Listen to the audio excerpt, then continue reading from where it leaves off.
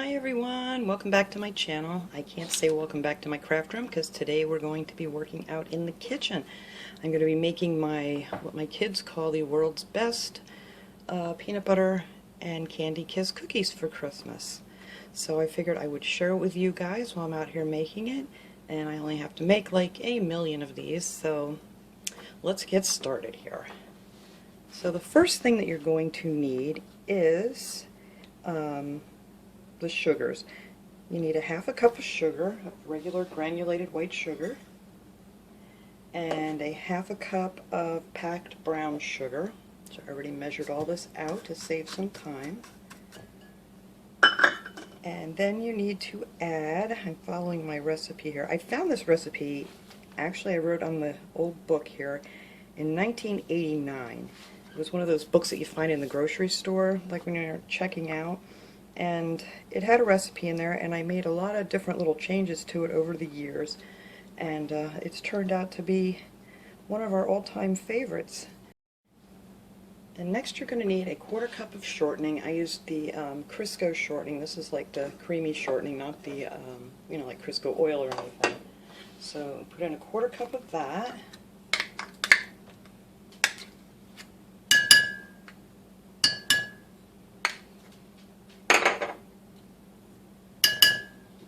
And then it calls for a cup of peanut butter. So I just used I always use Jif. Doesn't matter what brand you use, I guess, just as long as it's a creamy peanut butter. So we're putting in 1 cup of that. And then we're just going to want to mix that up real good. Oops, I forgot. We need a 1/3 cup of water. That has to go in here too. Alright, so we're just going to mix that around here and get that all smushed together.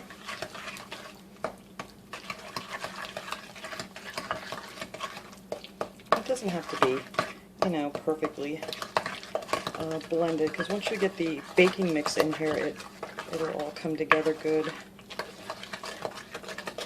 Just get it mixed up pretty good, because you're still going to end up with a few little lumps of the Crisco, but that's okay, because it will spread out. Okay, so that's pretty much good enough for that. Just so it's blended together really good. And then you're going to add 2 cups of baking mix. I use Bisquick. I know there's other kinds out there you can use, but this is 2 cups of Bisquick. I'm just going to dump it right on in there. And then we're just going to mix this up real good. This is a really simple recipe.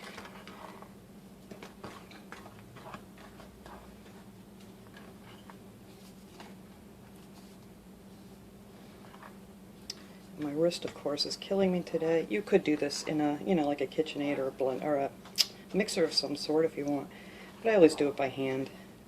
So let me finish mixing this up.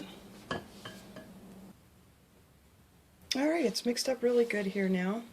So I'm going to put this in the refrigerator and let it sit for about an hour, because you're going to want to make little balls out of these, and it's a little bit too soft when you first mix it together. So we're going to go ahead and put this in the refrigerator for an hour, and then we'll be back to make our cookies. Okay, so now our cookie dough is nice and chilled. You're just going to want to pinch it, make like a 1-inch ball out of it. Just roll around your hand till it's like, just like that. And then you're going to want to take it and roll it in some sugar. This is why we only make this once a year, because if you're looking for a healthy dessert, this is definitely not it. But that's why it's so delicious.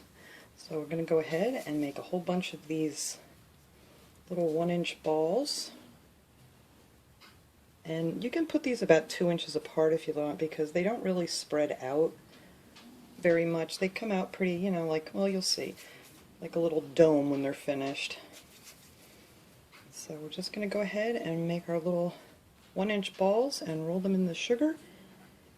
And I'll finish these up, and then we'll come back. Okay, so I fit about 16. This is a larger cookie tray, but I fit 16 on this, about 2 inches apart or so. And you're going to want to put this in your oven in the middle rack position. And I already have my oven preheated at 350, so I'm going to go ahead and stick these in. And they need to cook for about 10 minutes, or until the bottom of them is just the tiniest bit brown. So now, while they're cooking, I'm just going to go ahead and start unwrapping some Candy Kisses while the cookies are baking, because you want to have these ready when they come out, because you got to put these in there as soon as they come out of the oven. I will, when I'm done here, I will put the recipe down below in the comments section, so you know you can have a better look at it. And I'm just going to go ahead and wrap these, and then we'll be back when the cookies are done. Okay, here's our first batch out of the oven. They're just like these little domes, and you're going to want to put them on. I use wax paper, and I just put them on like a cutting board. They don't do well like on a wire cookie rack, because when you put the Candy Kiss on it, you're going to kind of squish them. You want to be careful that you don't lose their shape while you're getting them off the cookie tray. They squish a little, but that's alright. But you don't want them too squished.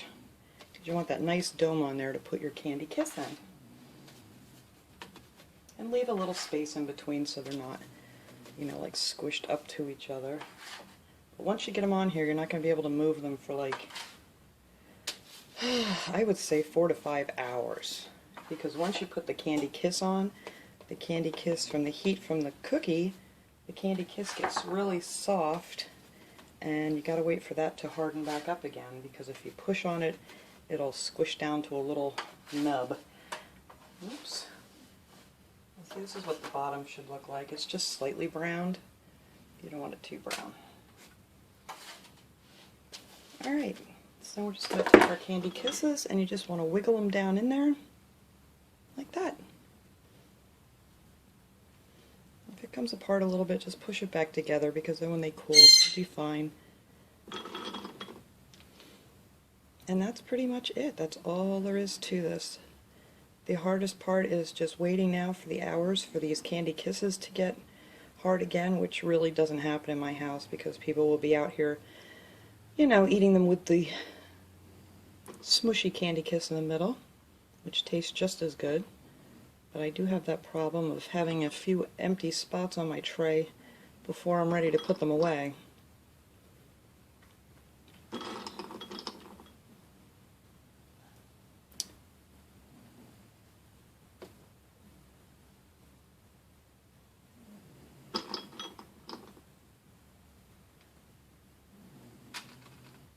Alright, and that is it for our Candy Kiss cookies. They look yummy. So thanks for watching, everybody. I hope you enjoy this video. I will leave the full recipe by the comments below if you want to check it out and try them out. Like I said, according to my family, these are the world's best cookies ever. And I actually whipped up another double batch. It's in the refrigerator that I'm going to be making this afternoon, and I'll probably be making more over the weekend. So my entire kitchen will be covered with these little babies in a little while. So thanks for watching, everybody. Have a great day.